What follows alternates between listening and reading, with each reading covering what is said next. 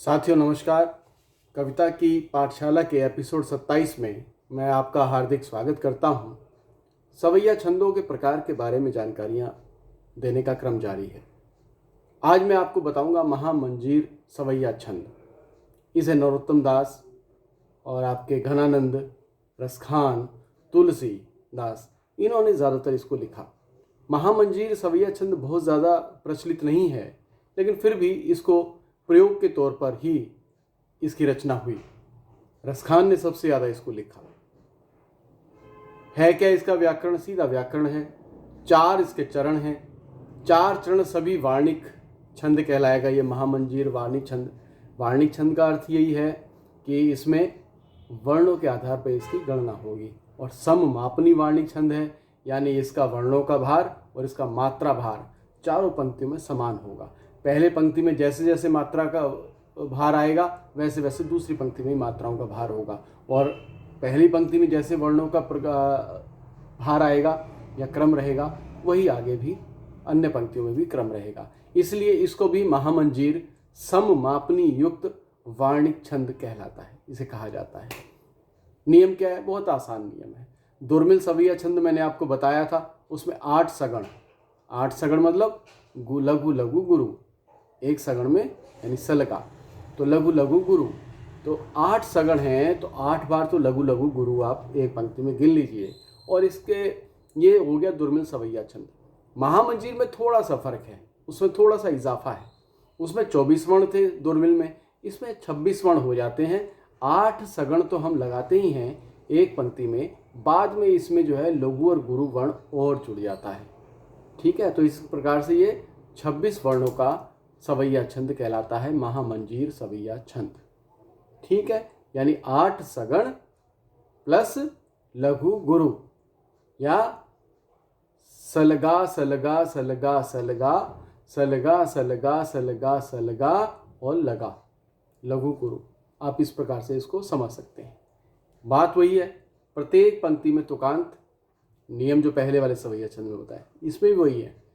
प्रत्येक पंक्ति में तुकांत, और समांत है तो समांत रहेगा। ऊपर लघु है पहली पंक्ति में, तो नीचे भी पहली पंक्ति में उसी क्रम में लघु ही वर्ण आएगा। ठीक है, केवल इतना सा है, अभ्यास करना है और कुछ ज़्यादा इसके बारे में नहीं सोचना है। गाना आप उसी तरह से गा सकते हैं। इसको गाना है तो जैसे और मैंने सवैया छंद उस धुन में आपको गा के सुनाए थे। एक मैं अपना ही लिखा हुआ सुनाता हूँ, दुर्मिल सवैया छंद, लेकिन दुर्मिल में एक शब्द और जोड़ देंगे तो वो बन जाएगा महामंजीर सवैया छंद। मैं उदाहरण के तौर पे वही आपको सुना रहा हूँ कि बन दीपक जो धरती पे रहा, नभ में वह सूर्य समान बना। अब इसके पीछे सदा और लगा दो, कोई भी शब्द लगा दो, मैंने सदा लगाया है। ठीक है, बन दीपक जो धरती पे रहा, नभ में वह सूर्य समान बना सदा। जनमानस अंतर जो उतरा, वह एक नई पहचान बना सदा। वह एक नई पहचान बना सदा, जिसने पर पीर सही समझो, सबके लब की मुस्कान बना सदा। विषपान किया जग के हित में, वह तो शिव का वरदान बना सदा। अब सदा शब्द लगाते ही लघु गुरु वर्ण इसमें और बढ़ जाते हैं, तो ये महामंजीर सवैया छंद बन जाता है। कैसे हुआ? 8 सगण कैसे मैंने बताए। 8 सगण देखिए, बन दीपक, बन में लघु लघु, दीपक में दी पहले लेंगे, बड़ी की मात्रा है तो वो गुरु वर्ण हो गया, तो लघु लघु गुरु का मात्रा भार उसका आ गया। ठीक है, इसी प्रकार से पक जो, दीपक में पक बचा, पक जो आगे जो शब्द है तो लघु लघु गुरु, तो एक सगण एक सलगा लघु लघु गुरु का एक क्रम और आ जाता है, तो दूसरा सगण हुआ 2। और धरती तो लघु लघु गुरु, धरती का भार यही है वर्ण का। ठीक है, तो एक तीसरा सगण और आ गया, पे रहा। अब पे जो है इसमें लघु के रूप में है। प्रवाह में वैसे देखो तो गुरु बनता है, लेकिन जब प्रवाह में ला रहे हैं इसको, तो पापे इसका हम गुरु वर्ण को लघु वर्ण में काउंट कर लेते हैं। तो प लघु है और राह में लघु लघु गुरु, तो ये चौथा एक और सगण हो गया आपका। ठीक है, ऐसी नभ में तो लघु लघु गुरु 5वां सगण हुआ। वह सूर्य, तो वह सु तो लघु लघु गुरु, तो 6ठा सगण हो गया। सूर्य इधर आ गया, या रह गया, तो यह समा, तो सूर्य में यह बचा, सूर्य में यानी जो रा की ध्वनि थी वो पहले सा के साथ जुड़ गई तो वो गुरु बन गया। तो य समा तो लघु लघु गुरु, तो ये 7वां सगण बना। समा और ना समान में ना बचा तो बाद में बना, तो ना बना यानी ना बना तो लघु लघु गुरु, तो ये 8वां सगण हुआ या 8वां सलगा हो गया। और बाद में सदा मैंने बोला है तो उसमें लघु गुरु और जोड़ लीजिए। तो महामंजीर सवैया छंद की पहली पंक्ति में 8 सगण और बाद में लघु गुरु वर्ण का ये अरकान या सूत्र रहेगा इसका, महामंजीर सवैया छंद का। तो 26 वर्ण इस प्रकार से बनते हैं आपके, ठीक है।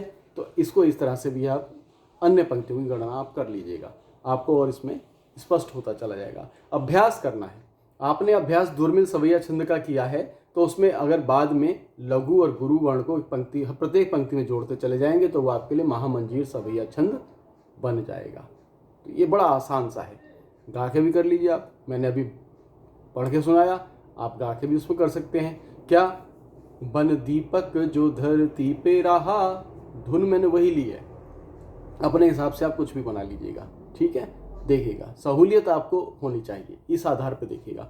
बन दीपक जो धरती पे रहा, न भूमि वह सूर्य समान बना सदा, जनमानस अंतर जो उतरा वह एक नई पहचान बना सदा, जिसने पर पीर सही समझी सबके लब की मुस्कान बना सदा, विषपान किया जग के हित में वह तो शिव का वरदान बना सदा। तो सदा केवल एक शब्द यानी ये मैंने जोड़ा तो ये महामंजीर सवैया छंद बन गया। सवैया छंद 22 से 26 वर्णों के बीच में सारे झूलते हैं। मदिरा 24 वर्णों का है, ऐसे से 22 वर्णों का, ऐसे से सभी 22 से 26 वर्ण तक अन्य सवैयों के प्रकार चलते रहेंगे, ठीक है। तो आज के लिए इतना ही। महामंजीर सवैया छंद का अभ्यास कीजिए, हालांकि कम लिखा गया है लेकिन आप अभ्यास करेंगे तो ये भी सवैये का एक प्रकार है, तो इसमें भी कोई महत्व है। और प्रयोग के तौर पर ही सही रसखान ने, नरोत्तम दास ने, तुलसीदास ने, घनानंद ने इसका ज़्यादा प्रयोग किया है, भक्ति काल में इसका प्रयोग ज़्यादा हुआ। तो मंचों पर सम्मोहन पैदा करने के लिए, उसको गहरा डूबने के लिए भावों में ये सवैया छंद बहुत सहायक होता है। और इसका अधिकतर आप प्रयोग करेंगे तो आपको मंचों पर जमने के लिए, लोगों के दिलों में पैठ बनाने के लिए और हिंदी साहित्य को समृद्ध करने के लिए एक अच्छा मौका मिलेगा इस सवैया छंद के माध्यम से। तो आप अपने सवैया छंद को लिखने की परिपक्वता को और ज़्यादा बढ़ाइए और इसमें परिपक्व बनिए। सवैया छंद वास्तव में बहुत अच्छा छंद है, इसकी रवानगी भी है, इसमें लय भी है, इसमें गति भी है, इसमें प्रवाह भी है, इसमें डूबन भी है, इसमें गहराई भी है। सामने वाला निश्चित रूप से इसमें डूबता चला जाता है। तो आज के लिए इतना ही। संकल्प मेरा वही, एक सीखेगा दो को सिखाएगा। तो इस वीडियो को अच्छा लगे तो लाइक भी कीजिएगा, सब्सक्राइब कीजिएगा और अधिक से अधिक फॉरवर्ड कीजिएगा, ताकि एक सीखेगा तो दो नए रचनाकारों को सिखाएगा। कोई पैसा नहीं लेना, कोई पैसा नहीं देना, ठीक है। आज के लिए इतना ही। अगले सप्ताह फिर कोई नया, किसी भी नई विधा पर या नए छंद के प्रकार पर हम बात करेंगे। आज के लिए मैं इजाज़त चाहता हूँ। बहुत बहुत आभार, बहुत बहुत धन्यवाद। नमस्कार।